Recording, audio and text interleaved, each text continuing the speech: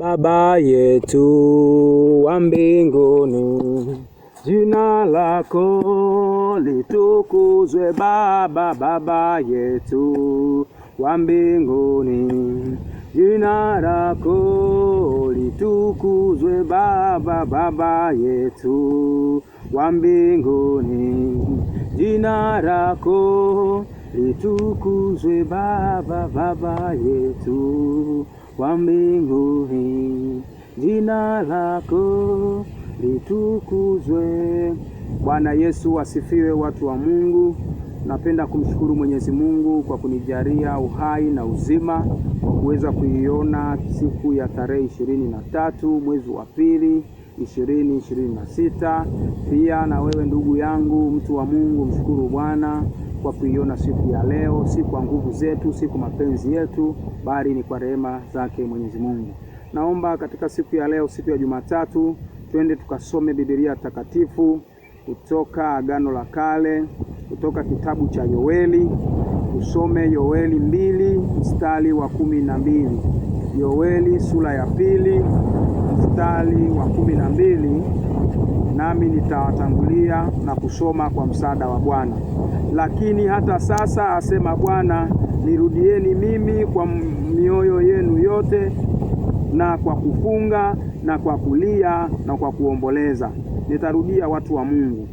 Yoeli sura ya 2 mlango wa 12, nayo inasema, lakini sasa, asema Bwana, nirudieni mimi kwa mioyo yenu yote, na kwa kufunga na kwa kulia na kwa kuomboleza. Watu wa Mungu, pia nimeunganisha katika somo la leo, tusome pia kitabu cha Luka mtakatifu, Agano Jipya, kitabu cha Luka mtakatifu, Luka mtakatifu 11:12. Luka mtakatifu sura ya 11 mlango wa 12, nayo inasema, nami nawaambia, ombeni nanyi mtapewa, tafuteni nanyi mtaona, bisheni nanyi mtafunguliwa. Luka mtakatifu 11 mlango wa 12, nayo inasema, nami nawaambia, ombeni nanyi mtapewa, tafuteni nanyi mtaona, bisheni nanyi mtafunguliwa. Lakini pia mtu wa Mungu, nimetamani pia tusome kitabu cha Yohana mtakatifu 14 mlango wa 14. Yohana mtakatifu sura ya 14 mlango wa 14, nayo inasema, mkiomba neno lolote kwa jina langu nitalifanya. Neno la Mungu linasema, mkiomba neno lolote kwa jina langu nitalifanya. Na tuombe, watu wa Mungu. Asante Mwenyezi Mungu, Baba yetu wa mbinguni, tunasema asante kwa siku hii mpya, siku ya Jumatatu, iliweza kupata kibali matakatifu machoni pako. Tunaamini ya Bwana, tumeiona kwa rehema zako, si kwa nguvu zetu wala si kwa akili zetu. Mungu, tunasema asante kwa siku hii. Mungu, itangulie ikawe siku njema kwa maisha yetu ya kila siku, ukatutangulie Mungu, ikawa siku yenye baraka tele. Mungu, tunaomba ukatubariki hata kwa somo hili la tafakuri ya leo, ya siku ya leo ya Jumatatu. Mungu, likawe taa na nuru ya miguu yetu, tutembeapo, tuamkapo, turarapo. Mungu, likaweze kutuongoza katika jina la mwana Yesu Kristo tukiomba na kuamini, amen.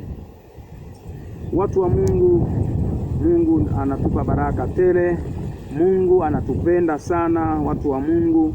Tazama ametujalia uzima, tazama ametujalia maarifa mazuri, tazama ametujalia afya njema. Ni jambo la kumshukuru Mungu.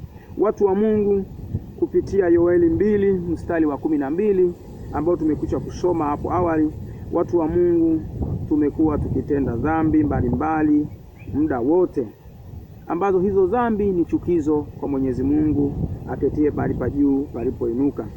Watu wa Mungu, tunafahamu ni aina gani ya dhambi ambazo Mwenyezi Mungu hazimpendezi matakatifu machoni pake. Ni dhambi ziko ni nyingi, lakini miongoni mwa dhambi hizo kuna dhambi ya kusengenya watu, dhambi za kusema uongo, dhambi za uzinzi na dhambi zinginezo. Watu wa Mungu, tumekuwa tukimkosea Mungu.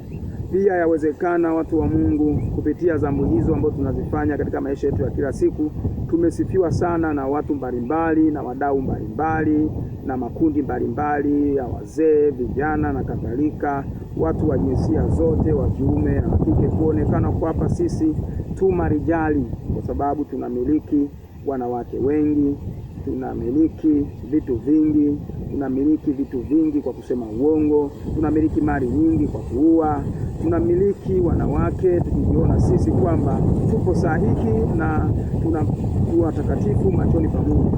Kumbe la hasha, tunamkosea sana Mungu. Lakini Mwenyezi Mungu anasema nasi kupitia Yoeli kwamba tumrudieni yeye kwa mioyo yetu yote, iwe kwa kufunga, kwa kulia na kwa kuomboleza. Ndugu yangu mpendwa, mtu wa Mungu, yawezekana umefanya dhambi kwa kuwaza, kwa kunena na kwa kutenda. Inawezekana Mwenyezi Mungu sio kusudio lako, lakini umepata anguko la dhambi. Lakini Mwenyezi Mungu anatoa nguvu ya msamaha wa dhambi zetu. Usiangalie ukubwa wa dhambi, usiangalie matendo mangapi umemkosea Mwenyezi Mungu, mtu wa Mungu, lakini Mungu anatupa rehema ya kutupa kibali cha kuweza kuomba yeye kwa kulia, kwa kufunga na kwa kuomboleza. Ndio maana amekwenda kusema pamoja nasi kupitia Yohana 14 mlango wa 14, anakwambia kwamba ukiomba lolote kwa neno lake yeye atafanya. Kwa mtu wa Mungu, dhambi zako zote ambazo umezitenda mpelekee Mwenyezi Mungu, yeye ukimwomba kwa neno lake yeye atafanya. Lakini pia ametupa ahadi nzuri la neno la Mungu kupitia kitabu kile. Pia tutakwenda kusoma kutoka Luka mtakatifu 11 mlango wa 19. Tumekwenda kuona kwamba amesema kwamba ombeni nanyi mtapewa, tafuteni nanyi mtaona, bisheni nanyi mtafunguliwa. Mwenyezi Mungu anasema tuombe jambo lolote yeye atatupatia.